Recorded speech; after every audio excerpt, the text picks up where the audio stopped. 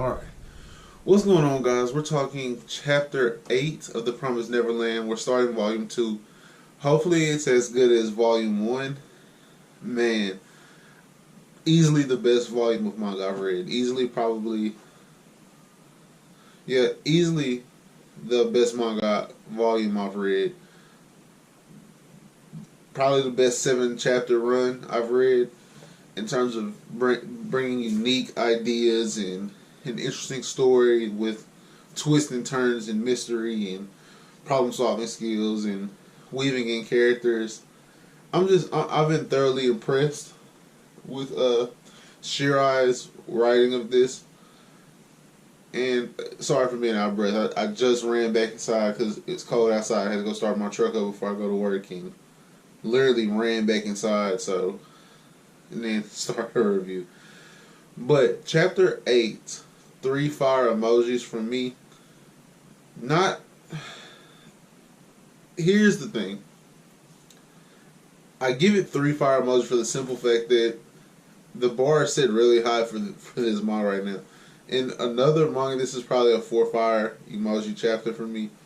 But I understand what the kids have going on now.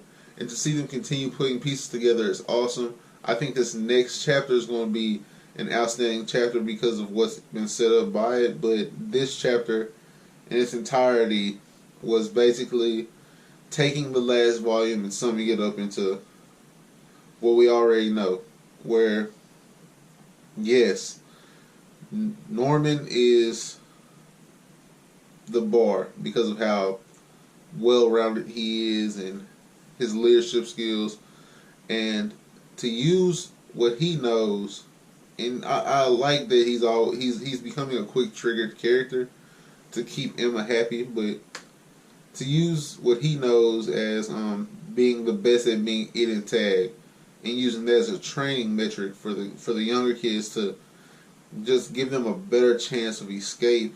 I thought that was really smart. I thought using Emma and Ray as teachers, giving them the opportunity to teach, because their folks trust Ray's mind because he's always reading and he gets the perfect scores just like Emma and Norman do. So they trust his mind and they trust his teaching tactics, and they trust Emma's physical abilities because she always tries to outlast Norman, and she's usually very good at it. So they have a trust built up to be teachers. But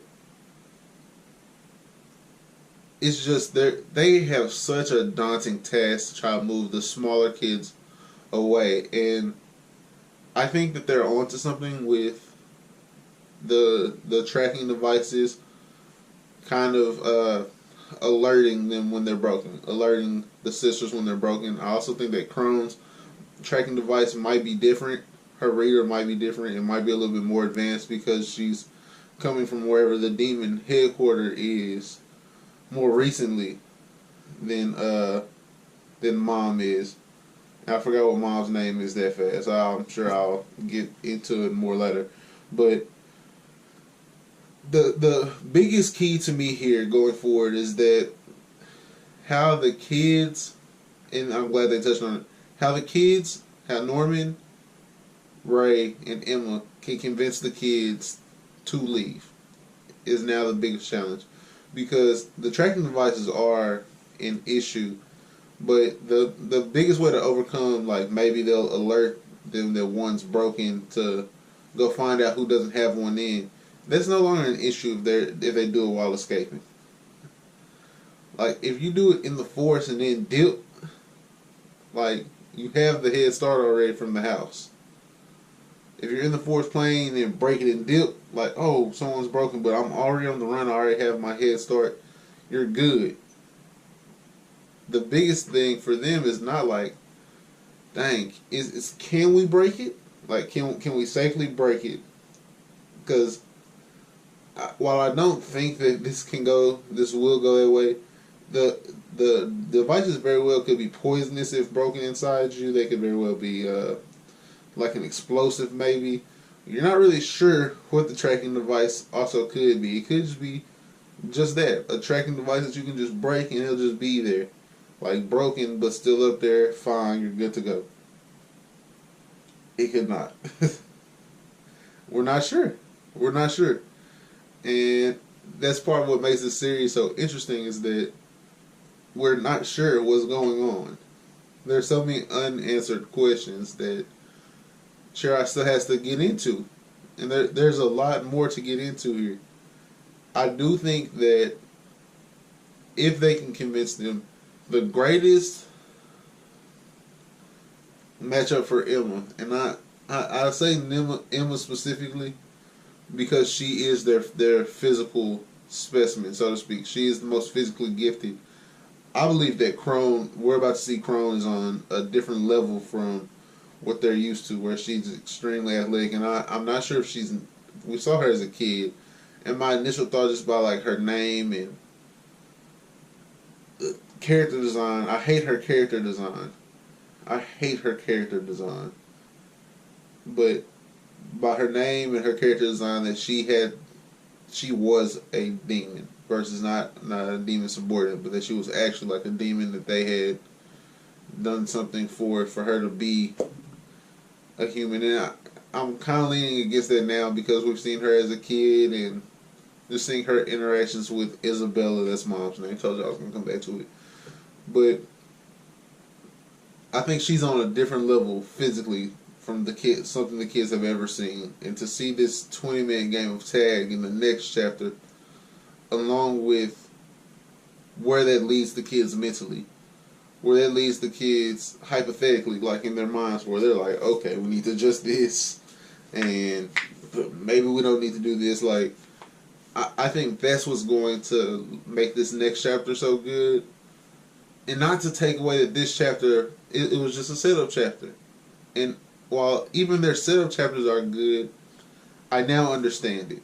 And so, after just taking a second from reading it just to go outside and warm the car up, I realized, like, I've read better chapters already. In 8 chapters. In 8 chapters, I've already read a chapter better than this. And maybe I'll get, not maybe, because I know that no author is bringing their top in the first 7. So there's even better coming. There's even more twists and turns coming. But just in this moment alone, right now, 3 fire emojis for me. The last thing that I really wanted to address from this chapter is Emma's going to have to control her emotions. That's worrying me here. She says her heart skipped a beat and she's having to constantly, and I understand she's under pressure. But for this escape to work with all the folks, because she's the one who wants all of them to go. And I see her intentions, and likewise, I more so see Norman's intentions to keep her happy because of his feelings towards her versus her wanting to save her entire family. I understand them both. But I get Ray's thing of, us 3, we can make it for sure. We might even be able to take a couple of other older kids with us and make it, probably. But taking all of them, that's not going to work. It's not going to work. And they're convincing him slowly, like, that's the only way, that's the only way. And so they're finding a way to rise above their previous notions. But she's the one foiling that plot. With not being able to control her facial expressions, and her heart skipped a beat, and every time she sees someone she jumps, and then she shakes back. She does shake back, but she's got to do a better job from the jump. Now, this is a one-time thing. I'm going to try to do this with the first volume of chapters, because with the first chapter in volume, excuse me. But the volume artwork, and I've only learned to start doing this because of the last My Hero volume I did, where Shoto Todoroki is staring at his left hand, and it led to so many interesting developments within his character about his background.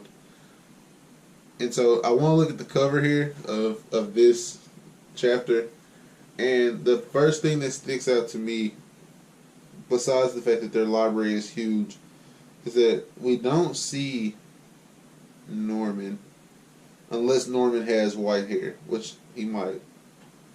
But I was guessing that wasn't Norman. If it is, that's an interesting development that he has white hair and Ray has black hair, because it's kind of like a yin and yang thing with Emma's hair being red. I'd have to see the colorization of it. But in the event that that's not Norman, why is Norman not on the cover? But the other two are. Is that going to lead me somewhere? Like, I thought that was interesting. I thought that the vast variety of books they have, there's something to all the reading that Ray does. And they always see him reading. He's always taking in information. And he's not the only kid that's going to be like that. So I just feel like there's going to be something in some book that's going to come to be important in this chapter, because otherwise there's no point putting them in a library on the cover either. But that's going to be it for me, guys. If you like this video, please give it a like. Check out the other content on the channel. Subscribe to this for more The Promised Neverland content, as well as Black Clover and My Hero Academia. We're getting back to some video game streams. I got an anime video I've been working on. So there's definitely more content coming out. We're out of Thanksgiving break. So I'm planning on being so much more consistent, because the Wi-Fi at my mom's house is horrible. In the comment section below, who's your favorite The Promised Neverland character up to Chapter 8? Let me know. Let's start a conversation down in the comment section. I'm leaning more towards Ray now than Norman. I like Isabella a lot too, but I'm probably leaning most towards Ray from what I've gotten, just because his where his character is leading him and how he processes things is most interesting out of all of the kids. And I think Isabella might be the most interesting character, but I haven't got enough from her to name her my favorite character yet. Either way, guys, let me know in the comment section below. Take care, have a good rest of your day, and peace.